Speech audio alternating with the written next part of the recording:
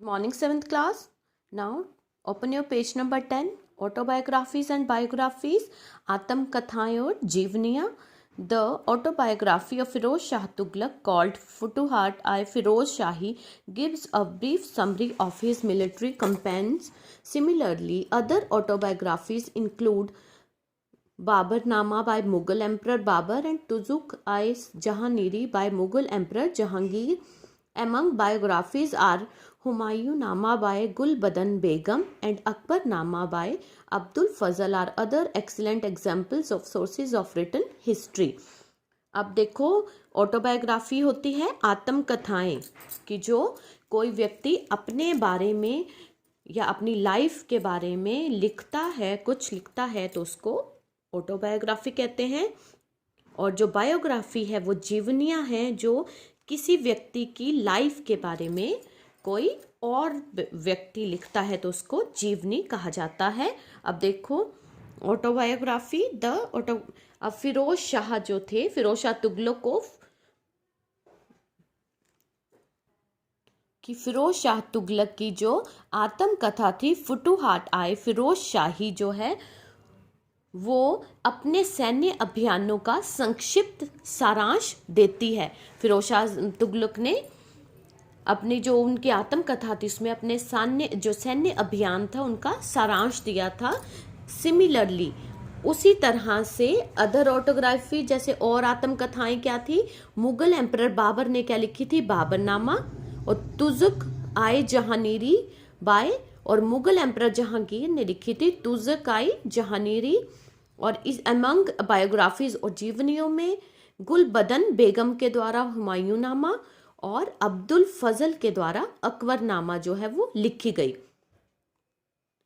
Other sources, these include travelogues like those of Marco Polo, Abdul Razak's account of Vijayanagar rulers, eyewitness account of meetings between local rulers and raiders, poetic compositions such as Nuh Sifir in the reign of Mubarak Shah Khilji and many other works. और अन्य स्रोतों में Marco Polo, Vijayanagar शासकों के अब्दुल रज़ाक के खाते, स्थानीय शासकों और शासकों के बीच जो बैठकें हुई, उनके जो चश्मदीद गवाह थे तब उस टाइम पे जो लोग मौजूद थे, और मुबारक शाह किलाजी के जो शासन काल में नुह सिफीर जैसी जो काव्य रचनाएं थी और कई अन्य कार्यों जैसे यात्रा वृत्तांत भी इनमें शामिल है अन्य स्रोतों में। अब नेक्स्ट है आर्कियोलॉजिकल सोर्सेज, पुरातात्विक स्रोत। These sources include monuments, inscriptions, coins and artefacts. इन सोर्सेज में क्या क्या आता है, मॉन्यूमेंट स्मारक, इंस्क्रिप्शंस, शिलालेख, कॉइन सिक्के और आर्टिफैक्ट्स कलाकृतियाँ। पहले हम मॉन्यूमेंट्स के बारे में पढ़ेंगे। मॉन्यूमेंट्स, स्मारक, the monuments of this period are varied and many. These include mosques as Jama Masjid, forts such as Red Fort at Delhi, numerous temples all over India, palaces like that at Jaisalmer, tombs and pillars like Qutub Minar and many others. स्मारक बोलते हैं monuments को, और इस समय के जो स्मारक थे वो कई हैं। इनमें क्या है, मॉस्क जो हैं, इनमें मस्जिदें जैसे जामा मस्जिद है, किले हैं, फोर्ट जैसे दिल्ली में जो रेड फोर्ट है वो किला, न्यूमरस टेम्पल, और जो पूरे इंडिया में जो पुराने जो टेम्पल्स हैं और पैलेसेस हैं जैसे जैसलमेर में जो पैलेसेस हैं, टॉम्स और पिलर्स जो हैं, कुतुब मीनार और कई अदर जो है वो ये मॉन्यूमेंट्स के अधीन आते हैं, वो स्मारक हैं सारे। इंस्क्रिप्शंस एंड कॉइन्स, इंस्क्रिप्शंस होते हैं शिलालेख जो पत्थरों पे लिखे जाते हैं, और कॉइन्स हैं सिक्के। The inscriptions of Islamic ruler do not bear engraved images of the rulers or even animals which are forbidden by Islamic faith. The coins too carry only king's name. These inscriptions and coins provide us authentic information, often with dates about many different events and aspects of the empire or the kingdom, including economic prosperity. कि जो Islamic शासक थे उनके जो शिलालेख थे उनमें उन शासकों की जो छवियां हैं, उत्कीर्ण जो छवियां हैं वो नहीं दिखाई देती हैं, उनकी जो पिक्चर्स नहीं दिखाई देती हैं। और यहाँ तक कि ऐसे जानवर भी नहीं दिखाई देते जिन्हें इस्लामिक आस्था में वर्जित किया जाता है, वो भी उन शिलालेखों में नहीं दिखाई देते हैं। द कॉइन्स टू कैरी, और जो कॉइन्स में भी क्या है, किंग का नेम ही, सिर्फ जो राजा का, वहां के राजा का नाम ही होता है। और जो ये शिलालेख हैं और जो ये कॉइन्स हैं, वो जो प्रमाणिक जो जानकारी है डेट्स के बारे में और कई अन्य घटनाओं के बारे में, और जो अंपायर था, राज्य था, और जो वहाँ की इकोनॉमिक प्रॉस्पेरिटी थी,